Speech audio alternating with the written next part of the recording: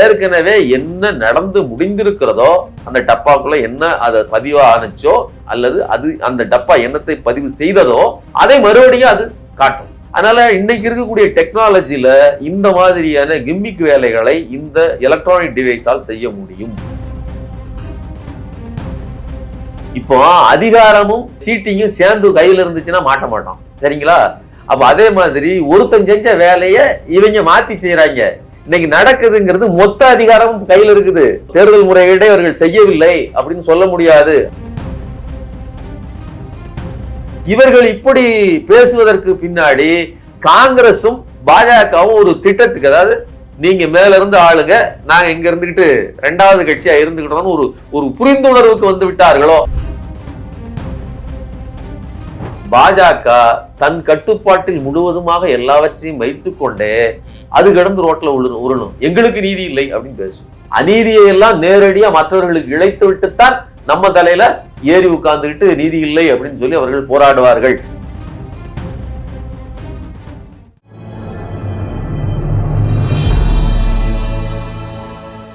Tamil news நேரலைகள் வணக்கம். இன்றைய நேர்காணலில் நம்மோடு இருப்பவர் ஊடகவியலாளர் திரு சுமன் கவி சார். சார் வணக்கம். வணக்கம் சார். கொளத்தூர் தொகுதி விவகாரம் சம்பந்தமாக தொடர்ந்து செய்திகள் வந்து கொண்டிருக்கின்றன. அநேகமாக இன்றைய தினம் 4வது நாட்களாக ஆய்வுக்கு உட்படுத்தப்பட்டிருக்கிறாங்க இவிஎம். கிட்டத்தட்ட 14 வாக்குச்சாவடிகளை அப்ஜெக்ஷன் தெரிவிச்சிருக்கிறாரு அந்த தொகுதியினுடைய திமுக வேட்பாளர் திரு மு.க. ஸ்டாலின். அதன் அடிப்படையில் நாள்தோறும் 2 வாக்குச்சாவடிகளுக்கு உண்டான அந்த இவிஎம் பரிசோதனைக்கு ஈடுபடுத்தியிருக்கிறாங்க. எங்களோட ட்ரெடிஷன் ஓட்ஸ் இருக்கு, நாங்கள் எதிர்பார்த்த ஓட்டு வரலை அப்படிங்கிற அடிப்படையில் அவர் கேட்டிருந்திருக்கிறாரு. ஸோ இதில் எப்படி பார்க்கறது? இதில் ஏதேனும் ரிசல்ட்ஸ் சேஞ்சுக்கோ அல்லது ஒரு மாற்றத்துக்கு எதிர்ப்பு வாய்ப்புகள் இருக்கா? இல்லை, இந்த விவகாரத்தை பொறுத்தவரையிலும் இந்த ரிசல்ட் சேஞ்ச் அப்படிங்கிறது எப்படி நடக்கும்? இப்போ எண்ணியதில் குளறுபடி, எண்ணியதில் தவறு அப்படிங்கிறதுல ஒரு டிஜிட்டல் டிவைஸ். இந்த டிஜிட்டல் டிவைஸில் ஒரு பட்டன் அழுத்துறோம். இந்த பட்டன் ஒரு குறிப்பிட்ட நம்பரை அல்லது ஒரு குறிப்பிட்ட சின்னத்தை குறிக்கிறது. இன்னொரு பட்டன் இன்னொரு சின்னத்தை குறிக்கிறது. இந்த சின்னம் தான் அப்படின்னு சொல்லி உங்களுக்கு அங்கே விவிபேட் திரையில் தெரிகிறது. விவிபேட் ஒரு பிரிண்ட் அவுட் பண்ணி ஒரு பேப்பரையும் கொடுக்குது. இப்போ அழுத்தப்பட்ட பட்டன் ஒன்று நீங்கள் டம்ளர் சின்னத்துக்கு போட்டிருக்கீங்க, டம்ளரை அழுத்துறீங்க, பிரிண்ட் அவுட்டும் டம்ளரில் வந்துருச்சு. இந்த பக்கம் டம்ளருக்கு பதிலாக கிண்ணத்தில் அது விழுந்துருச்சு, கிண்ணம் சின்னத்தில் விழுதுன்னு வச்சுக்கோங்க. இப்போ எண்ணப்பட்ட வாக்குகள், இப்போ டம்ளர் 100, கிண்ணம் 120 அல்லது 220 அப்படின்னு அந்த அதிகமான வாக்குகளை வாங்கியிருந்ததுன்னா நீங்கள் இந்த டப்பாவை மட்டும் எண்ணினீங்கன்னா டப்பாவில் இருக்கும் கரெக்டாக, ஏற்கனவே என்ன விழுந்துச்சோ அதுதான் இருக்கும். எதில் அழுத்தினா எப்படி விழுந்துச்சுன்னு அந்த சிஸ்டம் இருக்காது. அல்லது குறிப்பிட்ட அளவு வாக்குகள் மாற்றி விழ வேண்டும்னு செட் பண்ணப்பட்டிருந்தாலும் அது யாருக்கும் தெரியாது. ஒரு டிஜிட்டல் டிவைஸ் அப்படித்தாங்க இயங்கும், சரிங்களா? அப்போ இங்க விவிபேட்ல ஒன்று விழுதில்ல, விவிபேட்டையும் இதையும் சமன்படுத்தி ரெண்டையும் ஒப்பிட்டு இந்த நம்பர் என்ன, இந்த நம்பர் என்ன, மொத்த வாக்குகள் எத்தனை, இதுல டம்ளர் பிரிண்ட் அவுட் எத்தனை, கிண்ணம் பிரிண்ட் அவுட் எத்தனை அப்படின்னு சொல்லி ஒப்பிடுவாங்களா? ஒப்பிட மாட்டாங்க, ஒருபோதும் ஒப்பிட மாட்டாங்க. விவிபேட்டை எண்ணக்கூடாது, எண்ண முடியாது, சும்மா சாம்பிளுக்கு ஒரு 4 இதுக்கு நாங்கள் உங்களுக்கு எண்ணி காட்டுவோம் அப்படின்னு சொல்லி அவர்கள் சொல்லுவார்கள். அப்ப இது நடக்கிறது என்னன்னா, ஏற்கனவே என்ன நடந்து முடிந்திருக்கிறதோ அந்த டப்பாக்குள்ள என்ன அதை பதிவா ஆனிச்சோ அல்லது அது அந்த டப்பா என்னத்தை பதிவு செய்ததோ அதை மறுபடியும் அது காட்டும். பாருங்க, இதேதான் நம்பர் தான் அப்படின்னு காட்டும், சரிங்களா?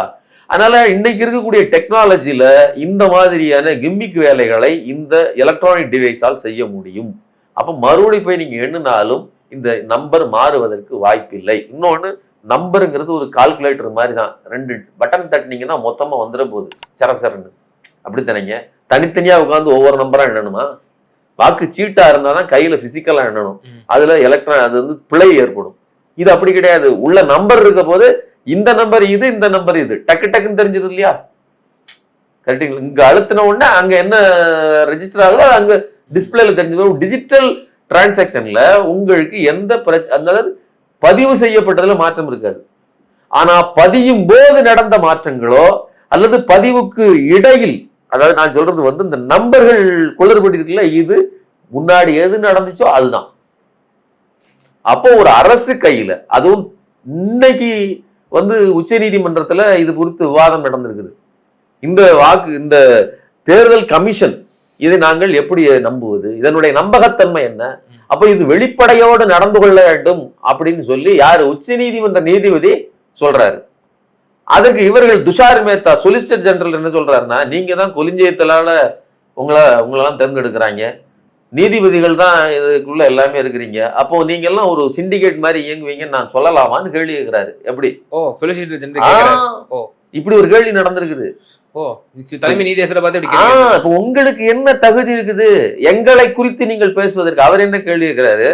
ஒரு எதிர்கட்சி 2 ஆளுங்கட்சி பிரதிநிதின்னு வந்ததுக்கு அப்புறம் அதுல என்ன டிரான்ஸ்பரன்சி இருக்குது? அப்ப நீங்கள் இதுல ஏமாற்றுவதற்கான வாய்ப்பு இருக்கு இல்லையான்னு, முறைகேடு நடப்பதற்கான, நான் ஏமாற்றுவதற்கு வார்த்தைப்படுறேன், அவன் முறைகேடு நடப்பதற்கான வாய்ப்பு இருக்கு இல்லையான்னு சொல்றாங்க. அப்போ டிரான்ஸ்பரன்சி வேணும். இதெல்லாம் லாபகமான வார்த்தைகள், இதெல்லாம் கேட்கறாங்க.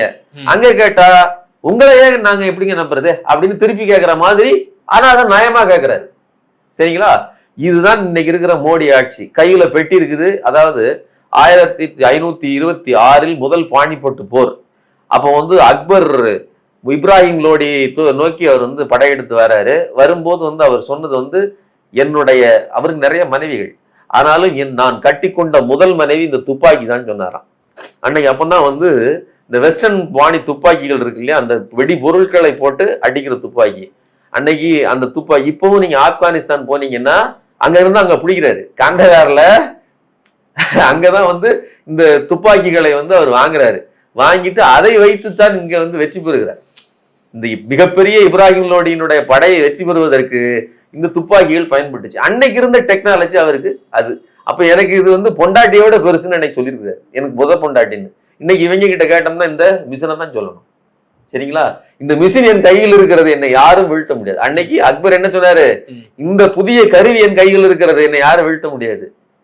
ஆனா கார்த்திக் சிதம்பரம் சொல்றாரு, நாங்களும் இந்த மிஷின் தான் வச்சு பல தேர்தல், நாங்களும் இதைத்தான் ஏமாத்தி, நானும் தோத்தோம், 2014 நாங்க தோல்வி அடைஞ்சோம், நாங்க வெளிப்படையா அது ஒப்புக்கொண்டு நாங்க பதவி ராஜினாமா செஞ்சு அடுத்து இப்போ மோடி வர்றாரு, அவர் மக்கள் செல்வாக்குல ஜெயிக்கிறாருன்னு சொல்லி ஒரு காங்கிரஸ் எம்பியே சொல்றாரு. சார் உதயகீதமா இதே கோயிலான்னு தெரியல, ஒரு சாமியாரை பார்த்து இன்னொரு சாமியாரு கவுண்டம் பண்ணி தெருக்கு தெரு உண்டியல் வைப்பாரு. அது 2 பேரும் உள்ள உட்கார்ந்துருப்பாங்க. என்னடா என்னைய பார்த்து நீ தொழில் பண்ணா சரி, அது ஏன்டா ஒவ்வொரு மரத்துலையும் கட்டிட்ட உண்டியல கல்லுபான மாதிரி இன்னும் மாட்டிக்கிட்டிய அப்படின்னு சொல்லுவாரு. இப்போ அதிகாரமும் சீட்டிங்கும் சேர்ந்து கையில இருந்துச்சுன்னா மாட்ட மாட்டோம். சரிங்களா? அப்ப அதே மாதிரி ஒருத்தன் செஞ்ச வேலைய இவங்க மாத்தி செய்யறாங்க. இன்னைக்கு நடக்குதுங்கிறது மொத்த அதிகாரமும் கையில இருக்குது. இவர்கள் இந்த இதை என்ன சொல்றதுன்னா, தேர்தல் முறையீடே இவர்கள் செய்யவில்லை அப்படின்னு சொல்ல முடியாது. அதற்கு திரு பத்திரிகையாளர் ஐயநாதன் அவர்கள் புத்தகம் எழுதியிருக்கிறாரு, எப்படி முறைகேடுகள் நடந்தது, அது கடந்த காலத்திலையும் காங்கிரஸ் ஆட்சி காலத்திலும் இந்த மிஷின்களில் எப்படி குளறுபடிகள் இருந்தது, அதில் எப்படி எல்லாம் கேள்வி கேட்கப்பட்டது, எவ்வளவு சோதனைகளுக்கு உட்படுத்தப்பட்டது, அதுல விவிபேட்டை எண்ணுவதற்கு இவர்கள் ஏன் மறுத்தார்கள் அப்படிங்கறதெல்லாம் செய்தி அதுல பதிவு செய்யப்பட்டிருக்குது. அதனால எதுக்கு சொல்றேன்னு சொன்னா, இவ்வளவு நெருக்கடியை கொடுத்து இந்த பெட்டியை மட்டும் நீங்க நம்புங்க. இந்த பெட்டி தான், அதாவது இந்த எலக்ட்ரானிக் பாக்ஸ் தான் உங்களுடைய ஜீவரட்சகனே அப்படின்னு அவங்க சொல்வதற்கு காரணம் உங்களை மிளகாய் அரைப்பதற்கு. எனக்கு இன்னொரு கேள்வி என்னன்னா, இவர்கள் இப்படி பேசுவதற்கு பின்னாடி காங்கிரசும் இந்த பாஜகவும் ஒரு திட்டத்துக்கு, அதாவது நீங்க மேல இருந்து ஆளுங்க, நாங்க இங்க இருந்துகிட்டு 2வது கட்சியா இருந்துகிட்டோம்னு ஒரு புரிந்துணர்வுக்கு விட்டார்களோ அப்படின்னு நாம நினைக்கணும். ஏன்னா இப்படிப்பட்ட ஒரு மோசடியான இந்த பெட்டியை வச்சுக்கிட்டு இந்த மோசடியான தேர்தல் முறைக்குள்ள நீங்கள் ஒருபோதும் வெற்றியை வேற கட்சிகள் பார்க்க முடியாது. சார் இப்ப நீங்க சொல்றதெல்லாம் பார்க்கும்போது அப்பட்டமா என்ன சொல்ல வரீங்க, விவிபேட்டை 100% குளத்தூர்ல என்னன்னா மு.க. ஸ்டாலின் தான் வெற்றி பெறுவாரு அப்படிங்கிற மாதிரி நீங்க மு.க. ஸ்டாலின் குளத்தூர்ல மட்டும் இல்ல, தமிழ்நாட்டிலேயே திமுக தான் வெற்றி பெறும். மிஷின்ல எது அழுத்தப்பட்டு விவிபேட்டை, அதாவது எதிர்கட்சிகள் ஆளக்கூடிய அந்த மாநிலங்கள்ல எதிர்கட்சி ஒருவேளை ஜெயிச்சிருச்சுன்னா ஜனநாயகம் வென்றது அப்படின்னு நம்ம குரல் எழுப்புறோம். ஒருவேளை பாஜக ஜெயிச்சிருச்சு, ரிப்பீட்டடா ஜெயிக்குது சில மாநிலங்கள் அப்படின்னா பாத்தீங்களா மிஷினை வச்சு பாருங்க என்ன வேலையை காட்டுறாங்க அப்படின்னு சொல்லி நம்ம சொல்றோம். இது என்ன விதமான அணுகுமுறை? ஜெயிச்சா ஒரு அணுகுமுறை, தோற்றால் அது ஜனநாயகம் வீழ்ந்து விட்டது, இவிஎம் வென்றது அப்படின்னு. அதாவது ஒண்ணு தம்பி, அதாவது ஒரு பானை இருக்குது, இந்த பானையில தண்ணி அள்ளி ஊத்துறோம், பானை பொங்கிருது. சரிங்களா? அப்போ நம்ம பொங்குற அளவுக்கு தண்ணியை ஊத்திட்டோம், வெற்றி பெற்றோம்னு அர்த்தம். ஆனா பானையில 4 ஓட்டை போட்டாச்சு, அந்த ஓட்டையை அதுல சிந்துவதும் போக மீறி ஜெயிக்கிறது இருக்குல்ல, அது எக்ஸப்ஷனல். அதாவது ஓட்டைங்கிறது நான் சொல்றது திருட்டு. இந்த ஓட்டைங்கிறது ஒரு 15% வச்சுக்கோங்களேன். இந்த 15% நிறை செலுத்தி ஒருத்தர் ஜெயிச்சிட்டாருன்னு வச்சுக்கோங்க. இப்போ உதாரணத்துக்கு நீங்க 100 வாக்குல நீங்க 60-70 வாக்கு எடுத்துட்டீங்க. ஆனா 15% நான் அங்க உருவி இருக்கிறேன். அங்க 30 + 5 45. ஆனா நீங்க 70%ல 15 போனா 65ல நீங்க ஜெயிச்சிட்டீங்களா, 55ல ஜெயிச்சிட்டீங்களா? இப்படி ஜெயிச்சிட முடியும். புரியுதா உங்களுக்கு? அதாவது எவ்வளவு சீட்டிங்கையுமே கூட எக்ஸாக்டா நடந்தாது, தலைகீழா செய்ய முடியாது. அப்படி செஞ்சா மாட்டிக்கிடுவீங்க. அப்ப நம்புகிற மாதிரி பொய் சொல்லுவதற்கு ஒரு ஆள் தேவைப்படுகிறது. விஜய் தேவைப்படுகிறார். நான் இதான் முன்னாடியே சொன்னேன். 2019ல ரஜினி வந்திருந்தால் இன்னைக்கு ரஜினிக்கு குளிர் விட்டு ஆட்டுது. அவர் ஐயோ கோட்டை விட்டுட்டமே அப்படின்னு நினைக்கிறாரு. 2019 வந்திருந்தால் அதை இவர்கள் மாற்றி அமைத்திருப்பார்கள்.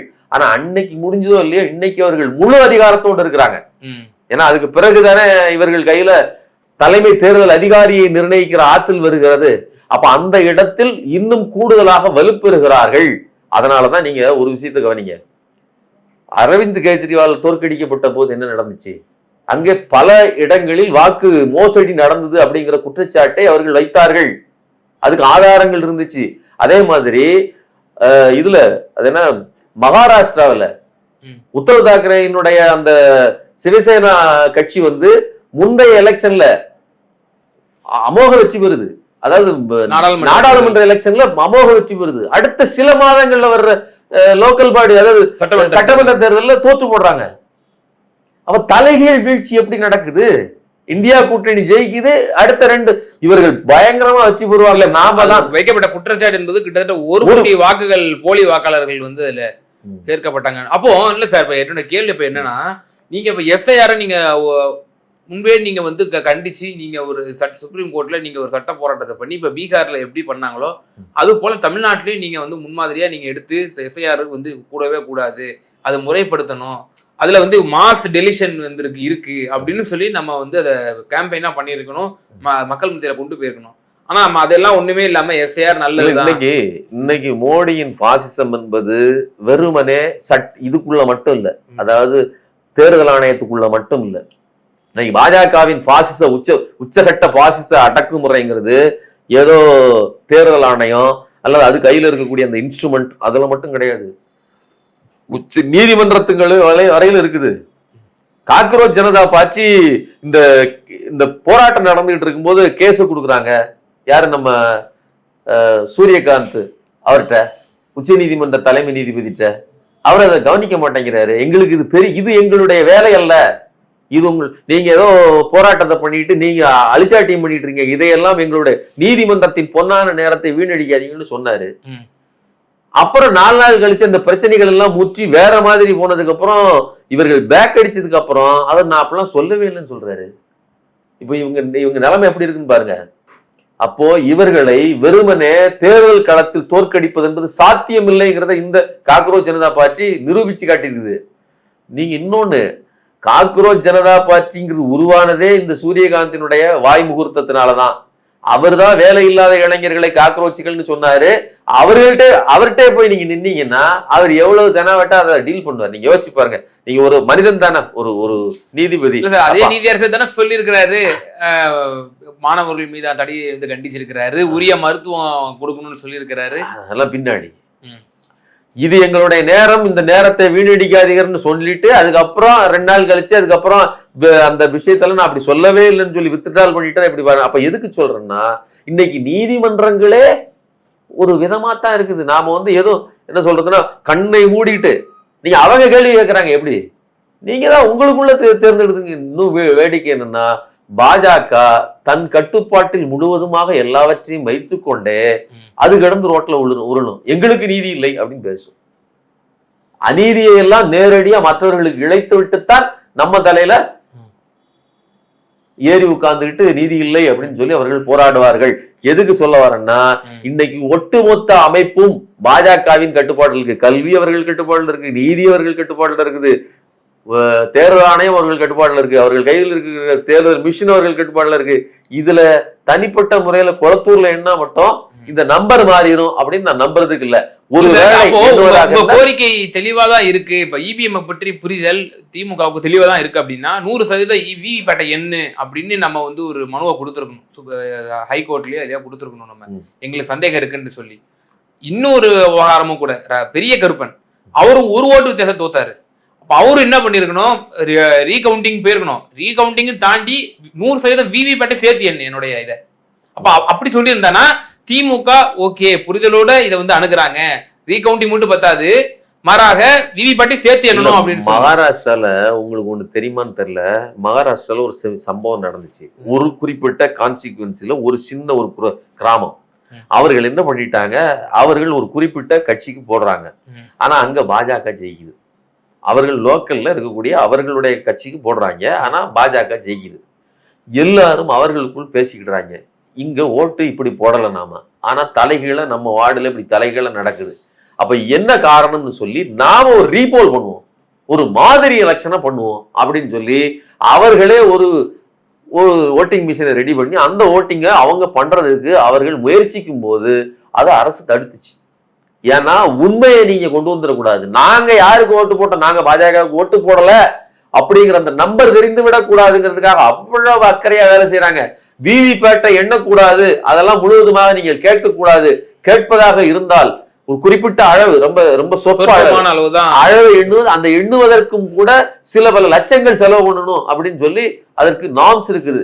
அதை பற்றியும் திரு ஐயநாதன் அவர்கள் அவர்களுடைய புத்தகத்தில் தெளிவாக குறிப்பிட்டிருக்கிறார். அப்ப எதுக்கு சொல்றோம்னா, இந்த இந்த கதைகளை எல்லாம் ஏன் சிக்கலா வச்சிருக்காங்க, இதையெல்லாம் ஏன் நீங்க ஒண்ணும் இல்லைங்க, ஒரு ஒரு ஒரு ஆப்ல நீங்க பணம் எடுக்கிறதுக்கு அல்லது பணத்தை அனுப்புறதுக்கு இதெல்லாம் ஈஸியா இருக்கும். கஸ்டமர் கேர் இந்த விஷயங்கள்லாம் பாருங்க எங்கேயாவது கடைசியில இருக்கும், தேடி பிடிச்சி எதை உங்களுக்கு கிடைக்க கூடாதோ அதை வந்து சிக்கலா வச்சிருப்பான். அப்ப உங்களுக்கான தீர்வுகள் எளிதில் கிடைக்கக்கூடாது, ஆனா நாங்க உருவுறதுக்கான வழிகள் ஈஸியா இருக்கணும். அப்ப ஆப்புங்கிறது அப்படித்தான் வடிவமைக்கப்படும். ஆப்பும் ஒரு டிஜிட்டல் டிவைஸும் ஒண்ணுதான், அது நினைத்த விதத்தில் அது கொடுக்கும். அதனால டிஜிட்டல் டிவைஸை நம்ப கூடாது.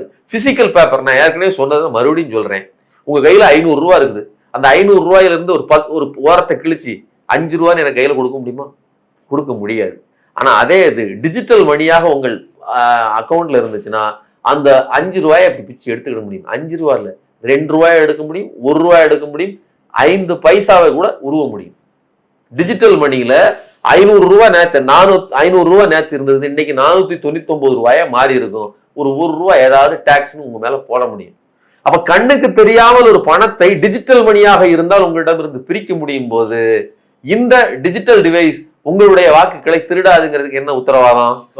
எலன் மஸ்க் சொன்னாரு, நாங்கள் தான் உலகத்திலேயே மிகச்சிறந்த ஆகச்சிறந்த ஜனநாயக நாடு அப்படின்னு இவங்க எல்லாம் போய் அங்க பேசிட்டு இருக்கும்போது எலன் மஸ்க் சொன்னாரு, வந்துட்டியோ ஒண்ணு இவ்வளவு, அதாவது இந்த ஏஐ யுகத்துல இந்த டிஜிட்டல் டிவைஸை வச்சு ஏமாத்திட்டு இருக்கிற நீ வந்து இது ஜனநாயக நாடுன்னு சொல்லி என்ன ஏமாத்திரியான்னு சொல்லி திருப்பி கேட்டாரு. அப்ப எலன் மஸ்கை விட நீங்கள் புத்திசாலியா கேட்டிருக்கிறாங்க.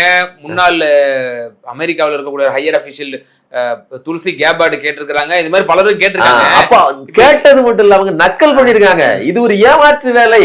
இப்ப நீங்க மொத்த தமிழ் இந்திய மக்களை ஏமாற்றிட்டு இருக்கிறீங்கன்னு அவங்க சொல்லிட்டாங்க. அப்ப நான் என்ன கேக்குறேன், ஒருவேளை கார்த்திக் சிதம்பரம் எதுவும் கேட்கணும்னா எலன் மஸ்கிட்டையும் நீங்க சொன்ன அந்த அதிகாரிகிட்டையும் அமெரிக்காவில கேட்கணும். அவர்களை விட அறிவில் சிறந்தவர் விரும்பும் போது, ஏன்னா இவர்கள் 2-3 எலெக்ஷன் இவங்க நடத்தி விளையாண்டவங்க தானே, அதனால அந்த இதுல அவங்க பேசுவாங்களா இருக்கு. நான் சொல்றேன் எனக்கு ரொம்ப தெளிவு சார்.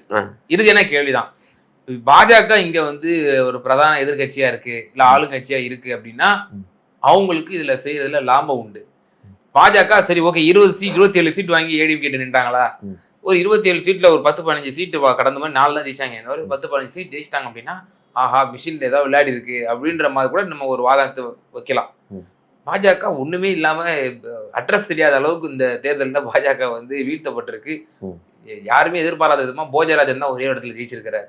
அப்போ அப்படி இருக்கும் பொழுது எப்படி இது சாத்தியம்? ஒரு விஜய்ங்கிற ஒரு பாப்புலர் ஸ்டாரு, அவருக்கு இத்தனை சதவீதம் ஓட்டு வரும்னு நம்ம முன்கூட்டியே அறிஞ்சதுதான். இல்ல, இந்த செய்திக்கு நீங்க கேட்ட கேள்விக்கு ஒரே ஒரு பதில் தான்.